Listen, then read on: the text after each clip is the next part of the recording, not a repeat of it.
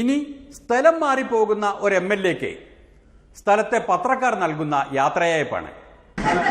കണ്ണൂർ ലോക്സഭയിൽ 82,000 വോട്ട് ജയിച്ചിട്ടുണ്ട്. അതൊക്കെ രാഷ്ട്രീയത്തിൽ സംഭവിച്ച അപൂർവ സംഗതികളാണ്. തലശ്ശേരിയിലും ആ മാറ്റം ഉണ്ടാവുന്ന എന്നെ ഉറപ്പ് വിശ്വാസമാണ്. നമ്മൾ ജയിച്ചിട്ട് നമുക്ക് ഇതുപോലെ വീണ്ടും കാണാം. ആ ജയിച്ചതിന് ശേഷം നമുക്ക് ബാക്കി ചോദ്യങ്ങൾക്കെല്ലാം ഉത്തരം പറയാം.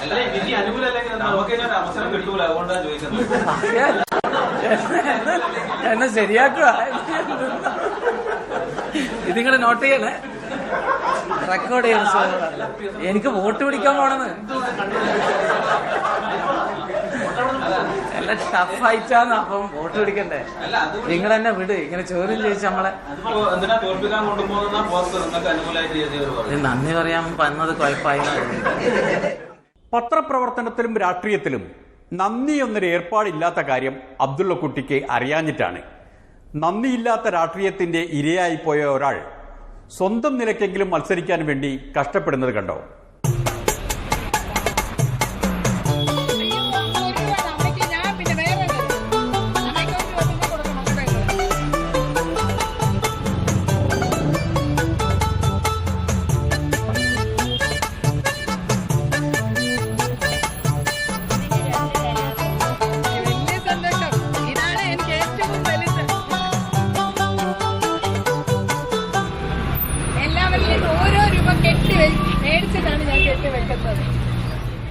കഴിഞ്ഞ 5 വർഷക്കാലം ഞാൻ KPCC ഓഫീസിലും നേതാക്കന്മാരുടെ അവിടെയും കയറി ഇറങ്ങി. ഒരിതിന് VM സുധീരൻ വന്നപ്പോഴാണ് പ്രത്യേക ക്ഷണിതാവായിട്ട് 430 പേരിൽ ചെങ്ങന്നൂരിൽ നിന്ന് 14 പേരുണ്ട്. 15ാമത് എൻ്റെ പേരും കൂടെ എഴുതി ചേർത്തു. വർഷത്തിൽ ഒരിക്കൽ പോലും കൂടത്തില്ല. എന്താ എൻ്റെ അയോഗ്യത?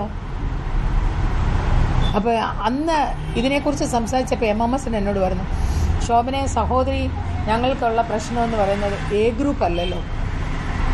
അപ്പം ഞാൻ ചോദിച്ചു, ഇനി എങ്ങനെ I ഗ്രൂപ്പ്? രമേശ് ചെന്നിത്തലയ്ക്ക് ഞാൻ I ഗ്രൂപ്പ് അല്ല, ഉമ്മൻചാണ്ടിക്ക് ഞാൻ A ഗ്രൂപ്പ് അല്ല. A ഗ്രൂപ്പും I ഗ്രൂപ്പും അല്ലാത്തവർക്ക് ഈ ലോകത്ത് ജീവിക്കരുത്, അവർ മരിക്കണം. അല്ലെ പിന്നെ മരിച്ചുപോയ K കരുണാകരൻ വരണം, ലീഡർ വരണം. എനിക്ക് ഇനി ഒരു KPCC എക്സിക്യൂട്ടീവ് വരണമെങ്കിൽ അതേതായാലും നടക്കത്തില്ലല്ലോ. അബ്ദുള്ളക്കുട്ടിയെ പോലെ തന്നെ ജനിച്ചു വളർന്ന പാർട്ടിയിൽ നിന്ന് കാലുമാറി കോൺഗ്രസിലെത്തി MLA ആയ ആളാണ് ശോഭന ജോർജ്.